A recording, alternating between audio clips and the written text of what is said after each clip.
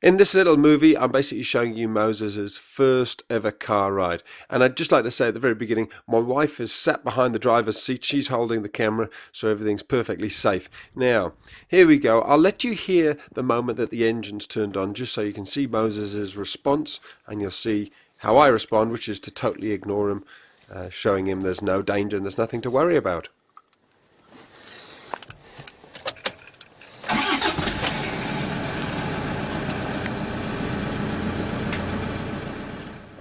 So there you go, that's the way you do it. You say absolutely nothing. You can see Moses hardly batted an eyelid, and me by me staying very calm and relaxed, you got the message there's nothing to worry about. Now here we are driving along, and dear Moses starts to climb on top of me. Key thing here, move him off without saying a single word. I think I have to do this maybe 10 or 20 times during the whole journey. And it's a crucial point. You don't get stressed and start shouting at your puppy, because then they'll pick up on your stress. They'll become stressed about the car journey. They'll be more excited and probably climb on top of you even more. However, there are a couple of tricks I've got up my sleeve. The first one is I've got a plan B, which is I would consider putting him down there in the footwell if he started getting really stressed and excited.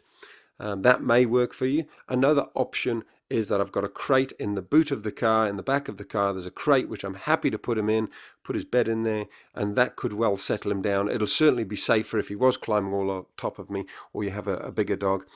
Also, if he gets really stressed and he's in the crate, you can put a blanket over the top. Very often that will calm your puppy or your dog down an awful lot as well. You can take the blanket off as they calm down, obviously, but to start with, taking away the visual sensory sense of all the stuff going past the windows can help them relax and calm down. Another thing, a couple of other tips. I've got the windows wide open or down enough. He can't jump out of them, but they're down enough that he'll get lots of fresh air coming through. The air conditioning is on also. And I've made sure he's tired. He's had a good run before we put him in the car. He's been fed and watered, so he's not full though. That's also important. He's been fed and watered. He's been toileted, which is very important, but he's not just had a feed. So he had a feed a lot earlier. He went to the toilet. You don't want your puppy being full of treats or just having had a meal, because then there's a high chance that they're going to be sick.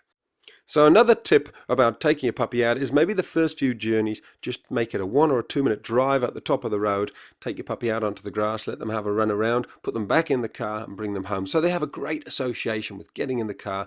You may even the first few times just put them in the car and give them a pig's ear to chew on, so they absolutely love getting in the car and they don't always associate with a big half-hour car journey. It's about a 10-minute ride for Moses off to the vets. He's going to have his second set of vaccinations here, and again, here we are giving him a positive association with arriving at the vets. He's found his pig's ear, and it was interesting. Whoops, don't fall off there, Moses. It's interesting. The vet actually said to me that now he's had his second set of vaccinations, you can let him meet other puppies at puppy class. Make sure the dogs he meets are ones that you know are all up to date with their injections, and you can also take him out to safe places, low risk areas. So that does not include the dog park where there's pee and poo everywhere and there's all sorts of dogs have been there, but areas where there probably haven't been any dogs and seem very clean, then by all means you should be able to take him out there, walk him down the street, that sort of stuff, so long as there's not been lots and lots of dogs there making it high risk.